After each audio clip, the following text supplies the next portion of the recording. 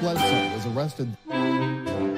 Patrick Montgomery was in court. Jonathan Manapa will stay in federal custody. No, I don't take responsibility at all.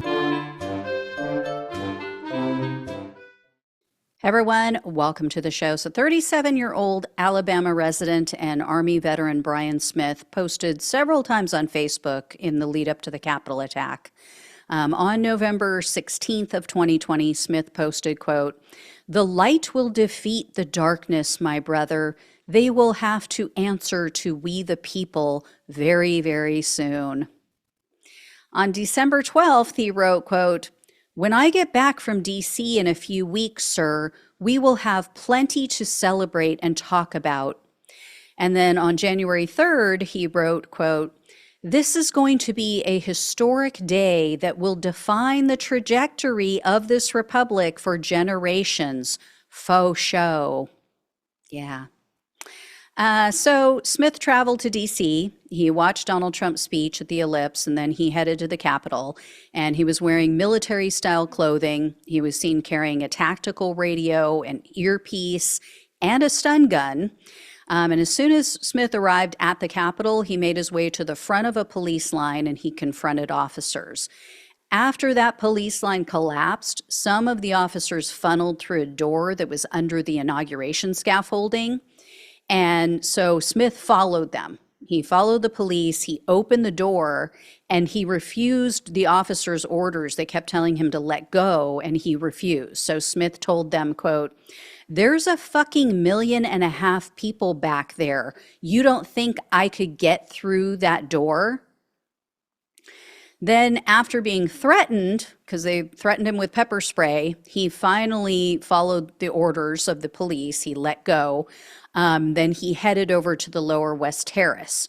So Smith was seen entering the Lower West Terrace tunnel. He maneuvered toward the front of the mob, and he immediately started pushing on other people to push them into the police. So this was part of that coordinated push to break through the line to get into the Capitol. So Smith briefly retreated. He moved back to the mouth of the tunnel, and then he pulled out his stun gun, and you could see him on video. He was activating the device and testing it.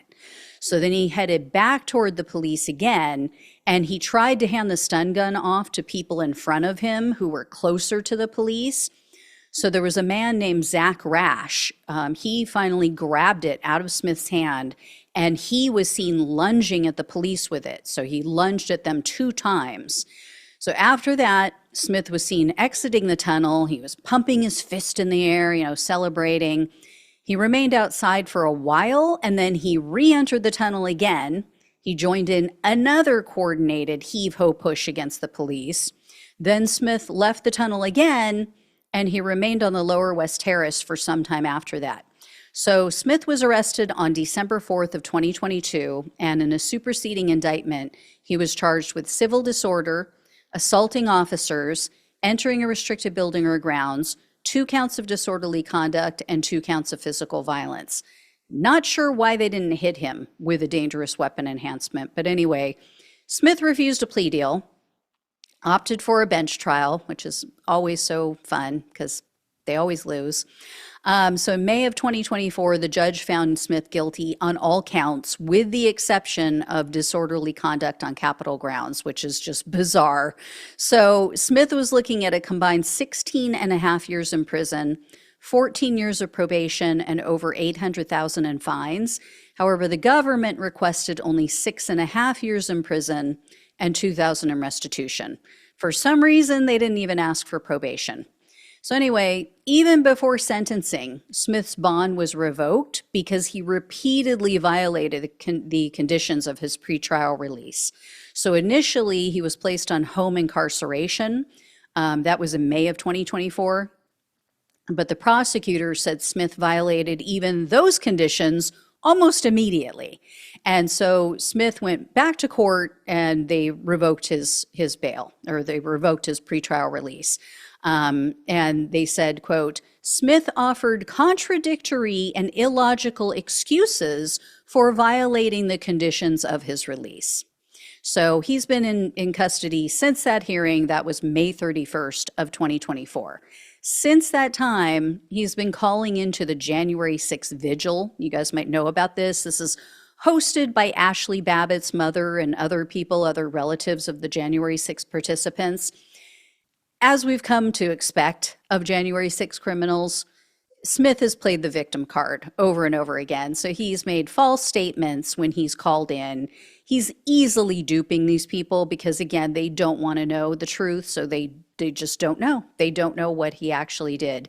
Among other things, Smith called into the vigil in June of 2024. This is 5 months prior to his sentencing. And he claimed that he was ordered to serve 9 years in prison. So he hadn't even been sentenced yet. The government doesn't issue their memo with their request until shortly before sentencing.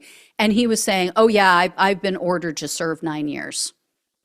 So full of it. And then Smith said that his bond was revoked because of, quote, the false witness that was bore against me and the nonsense that the U.S. Attorney's Office and the FBI threw at me. They all try to wax poetic, don't they? They try to sound like they're so much more intelligent. So Smith has also been a guest on Right Wing Podcast while in jail. And they're lapping up these lies with a serving spoon. So in one podcast, Smith said, quote, I'm going to speak the truth to the lies, and I'm going to clear my name. Unfortunately, it's not going to come off as very repentant. And I'm going to call the balls and strikes. I'm going to call the truth and the lies and set the record straight. And I'm going to rebuke the spirits that have been moving against me in this process. Pretty sure they're not going to be happy about that. The spirits, ooh. Do you see them now? Are the spirits here with you now? Oh my God. I get secondhand embarrassment for these fools. So anyway, U.S. District Judge Randolph Moss presided over Smith's case. And in the end, he sentenced Smith to only 34 months in prison, 3 years of probation, and a $2,000 fine. And Judge Moss said Smith will receive credit for time served. So unless Trump grants him a pardon, Smith has, 2 more years behind bars where he clearly belongs. Anyway, yeah, I will let you know if I hear more about the spirits, if they've been taken down by the truth and vengeance. God. I'm sorry, I just find these people so funny. They're like my clowns. They make me laugh. All right, I'll keep you posted. Thank you all so much for watching and listening. Please like, please share, and subscribe if you have not. Really, really helps out with the YouTube algorithm and to get more eyeballs on this information. If you can donate, really appreciate it. Love you all. Take care. Talk with you soon.